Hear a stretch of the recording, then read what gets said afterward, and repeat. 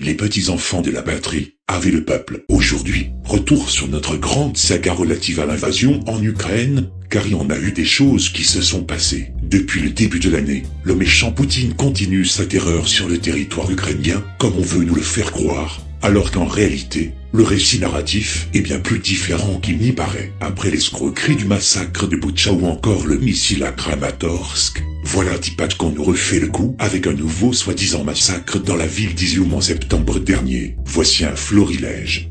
В Ізюмі, на Харківщині, знайдене масове захоронення людей. Ми хочемо, щоб світ знав, що реально відбувається і до чого призвела російська окупація. Буча, Маріуполь, тепер, на жаль, Ізюм.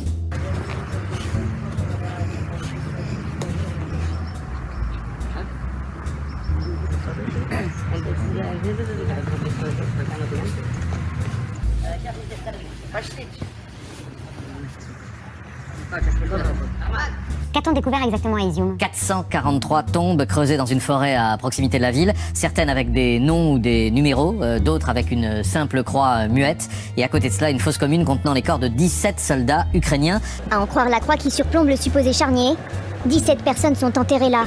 Aucun nom, juste la mention, militaires ukrainiens. À quelques mètres de là, la police scientifique a aussi découvert des centaines de tombes.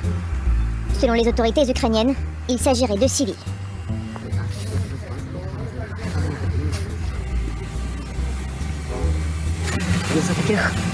Із-за таких речей, які от роблять. Оце викидай.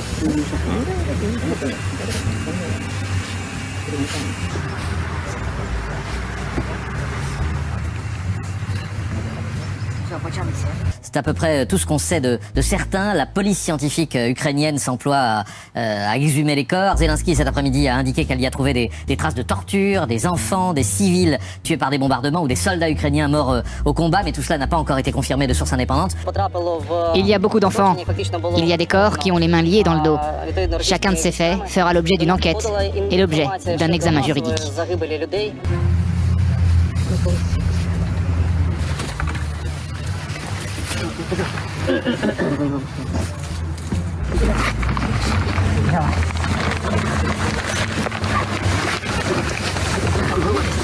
L'ONU a prévu d'envoyer au plus vite une équipe d'enquêteurs. Les journalistes de l'AFP sur place ont vu au moins un cadavre avec les mains liées dans le dos, sans qu'il soit possible de dire s'il s'agit d'un civil ou d'un militaire. Les corps sont très abîmés, ces morts pourraient dater de plusieurs mois. Certaines croix en bois portent des noms. Sur d'autres, figure uniquement la date, le sexe et l'âge de la personne. Ici, il est seulement inscrit 341. Il faut être prudent, mais tout laisse à penser à des exactions. Oui, parce qu'il n'y a aucune raison que les troupes d'occupation d'Izium se soient comportées différemment de celles de Boutcha ou de Mariupol, avec, rappelons-le, des soldats convaincus par Moscou que leurs ennemis sont des nazis, donc dont les représentants ou les collaborateurs sont bons à éliminer. Il y a environ 445 tombes. Nous sommes en train d'enquêter sur le type de blessures corporelles et les causes exactes de la mort. Ce travail durera plus d'une semaine. C'est une enquête qui prend du temps. C'est pourquoi nous impliquons des équipements spéciaux tels qu'une excavatrice et des voitures spéciales. Les corps, comme vous le savez tous, ils sont enterrés depuis mars.